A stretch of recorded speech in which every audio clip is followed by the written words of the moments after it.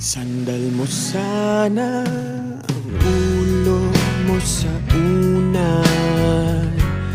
Katawan mo ay aking kukumutan.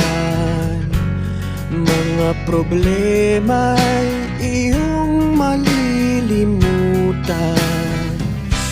Habang tayo'y magkayakap sa dilim, huwag mong pigilin kung nais mapaluha. Pakiramdam mo sana'y guminhawa. Kung gusto mo ay magsigarilyo muna